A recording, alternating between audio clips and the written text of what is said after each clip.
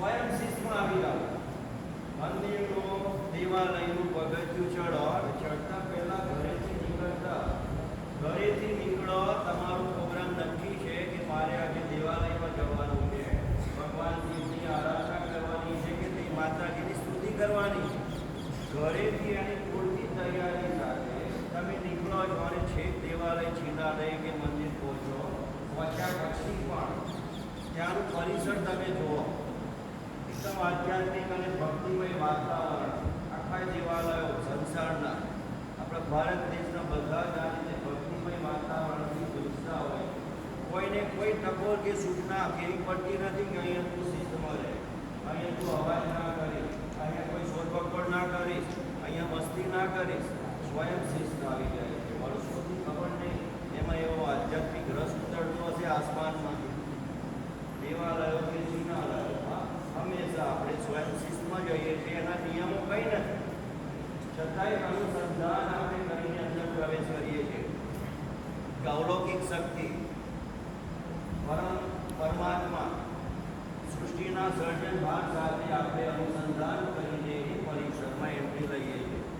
અને જ્યાં સુધી આપણી કાયા ત્યાં હોય ત્યાં સુધી આપણામાં આવો અલૌકિક શક્તિ સાથે અનુસંધાન કરીને જ આપણે પાછા વળીએ. આ સ્વયં આવી જાય. કમસે કમ આપણી પાસે એટલી તો માન્યતા છે કે આવી કોઈ શક્તિ આ સૃષ્ટિનું સંચાલન કરી રહી છે અને સાથે સાથે મારું પણ સંચાલન કરી રહી છે. એવી સુંદર મજાની ભાવનાથી આપણે આ સુંદર મજાની સ્તુતિઓ, પ્રાર્થના, વંદન, ઉપાસનાના સ્થળો આપણા સમાજે અને સર્જનારોએ સૃષ્ટિઓ બનાવેલા છે અને એને આપણે વહન કરીએ છીએ અને આપણું સમાજ જીવન હંમેશા નેક રસ્તા પર આપણે ચલાવીએ. એ શક્તિ તો આપણી વચ્ચે છે. અને બીજું એક વિદ્યાલય. થોડા ક્ષણો માટે મને એવું લાગ્યું કે દેવાલયનું કે જિનાલયનું આખું વાતાવરણ નહીં આવી ગયું, ત્યાં જવાની જરૂર નથી. ગયા સોમવારે પણ આવું જ વાતાવરણ હતું કે સેમ અહીંયા દેવાલય જેવું વાતાવરણ બન્યું 10-15-20 મિનિટ માટે. આજે પણ એવું જ વાતાવરણ બન્યું છે. પરંતુ વિદ્યાલયમાં જ્યારે એન્ટ્રી લો છો ત્યારે કેટલીક વાર એવું લાગે કે ચોર પોલીસ. અમે પોલીસની ભૂમિકા ભજવીએ છીએ, તમે ચોરની ભૂમિકા ભજવો. આ વિદ્યાલય શું એને કહેવાય? આજે હું બહાર ઉભો તો 4-5 વિદ્યાર્થીઓને મેં ટકોર કરી, કંઈ બરાબર શર્ટિંગ કરીને વ્યવસ્થિત થઈને આવો. સવારમાં એવો કયો શ્રમ કર્યો, એવી કંઈ દોડ લગાવી હતી કે શર્ટ પેન્ટમાંથી બહાર નીકળી ગયું. મતલબ શું છે?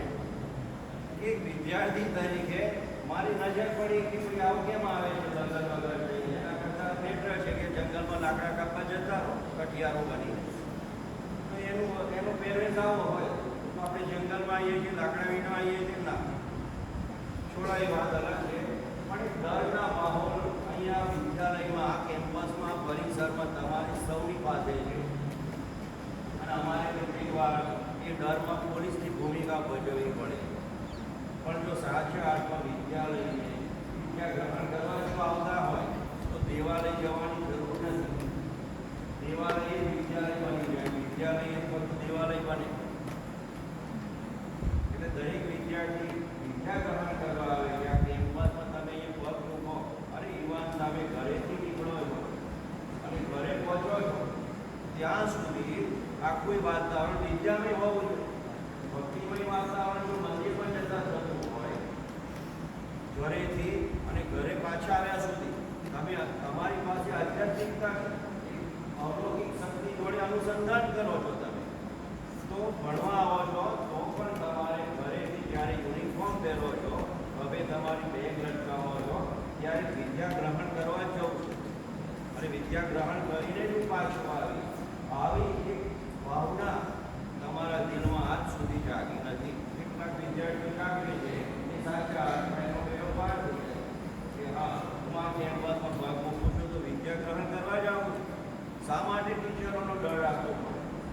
જો તમે વ્યવસ્થિત બધું જ કામ કરતા હો, નિયમિત આવતા હોય, નિયમિત અભ્યાસક્રમ ભણતા હોય, નિયમિત હોમવર્ક કરતા હોય તો અહીં ચોર પોલીસની રમત રમવા આપણે આવતા નથી. એક અહીંયા સારું જ્ઞાન અને સારી વિદ્યા મેળવવા આવીએ. શિક્ષકોનો ડર તો હોય જ નહીં. શા માટે રાખવો જોઈએ? શાંતિ કો મારું બધું જ કામ જ્યારે આવીએ છીએ ત્યારે પણ દેવાલય જેવું વાતાવરણ ભલે આધ્યાત્મિક ના બને પરંતુ જ્ઞાન મેળવવા વિદ્યા મેળવવાનું વાતાવરણ હંમેશા દિલમાં અને દિમાગમાં રાખીને આપણે આ શરીરને આ કેમ્પસમાં એન્ટ્રી આપીએ તો ચોક્કસ આ બધા જ વિદ્યાલયો દેવાલયોથી શ્રેષ્ઠ બનતા જાય. પરંતુ એમાં તમારા સૌના સહકારની જરૂર છે.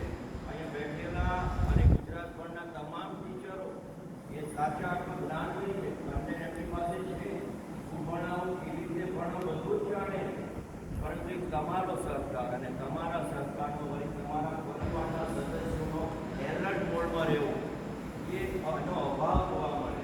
તમે નથી ભણતા, ઘરે તમારું 5 કલાકનું કામ ખરેખર સાચા અર્થમાં 2 કલાક ભણાવો અને 2 કલાક વ્યવસ્થિત તમે ભણવાનો જો નિયમ ઘરે બનાવો અને એના માટે તમારા પરિવારજનો ફોર્સ કરીને દબાણ કરે તો ચોક્કસ તમે સાચા અર્થમાં એક વિદ્યા મેળવવા આવો છો અને વિદ્યાલયમાં વિદ્યા પ્રાપ્ત કરીને સંસારને અને ભારત દેશને સારા એવું જ્ઞાન આપો એના માટે તમે તૈયાર થઈ શકો એવા છો.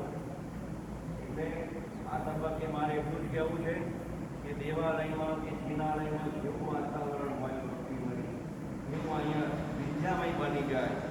ખાલી ક્ષણ પૂરતું નહીં કે 3 મહિના પૂરતું નહીં, જ્યાં સુધી આપણે આ કેમ્પસમાં લઈ રહીએ છીએ ત્યાં સુધી હંમેશા વિદ્યામય વાતાવરણ સહિત આપણે સાચા અર્થમાં વિદ્યાર્થી બનીને અહીંયા જ્ઞાન લેવા આવીએ એ ખાસ જરૂરી છે. રતિભાઈ સાહેબ